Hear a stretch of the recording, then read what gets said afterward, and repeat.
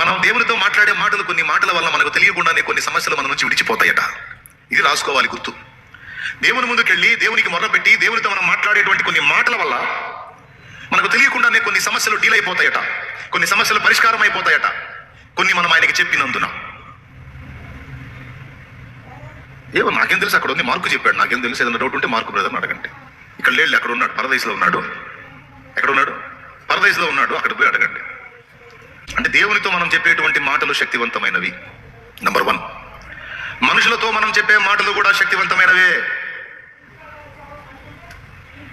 2, మనుషులను మనం అది ఆదరణగా పలకని, పాజిటివ్గా పలకని, మనుషులతో నెగిటివ్గా పలకని, అంటే వ్యతిరేకంగా పలకని, అవి కూడా శక్తివంతమైనవే.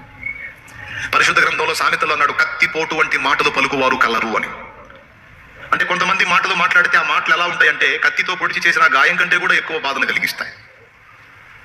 అందుకే మాటల లిస్టు దేవుడు తీసుకున్నాడు, మాటల్ని సీరియస్గా తీసుకున్నాడు.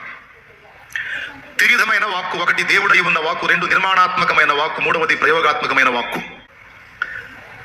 అది దేవుని ముందు ప్రయోగించు, సాతాను ముందు ప్రయోగించు, మనుషుల ముందు ప్రయోగించు, నీ మీద నువ్వు ప్రయోగించుకో. 4 విధాలుగా నువ్వు ఎట్లా ప్రయోగించినా సరే దాని ప్రభావం, దాని ఫలితం నువ్వు అనుభవిస్తావు. ఏమన్నా అర్థమైందా మీకు నేను చెప్పింది? ఎంతమందికి అర్థమైంది? అందులో మొట్టమొదటిది యేసయ్య దగ్గర మీకు రుజువు చూపించా. యేసు ప్రభు ఆమెతో ఒక మాట అన్నాడు, ఆమె యేసు ప్రభుతో ఒక మాట అంది, పో సమస్య పరిష్కారం అయిందన్నాడు. అంటే ఇది కూడా దేవుని ముందు మనం ప్రయోగించే వాక్కు.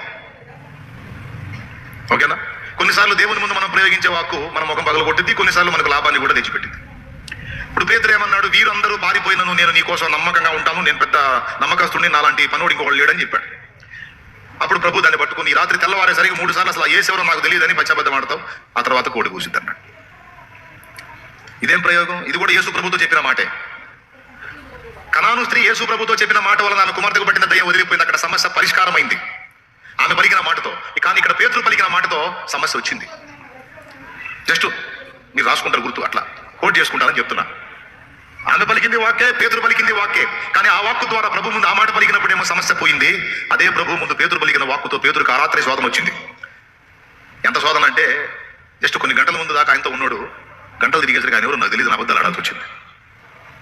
అంటే ఒకళ్ళు పలికిన వాక్కుకేమో స్వస్థత వచ్చింది, ఒకళ్ళు పలికిన వాక్కుకేమో సమస్య వచ్చింది. అంటే దేవుడితో పలికే ప్రతి మాట కూడా జాగ్రత్తగా పలకాలి. నేను చెప్పలా, ప్రసంగి చెప్పాడు. ప్రసంగి గ్రంథము 5వ అధ్యాయము మీరు ఒకసారి చూడగలిగితే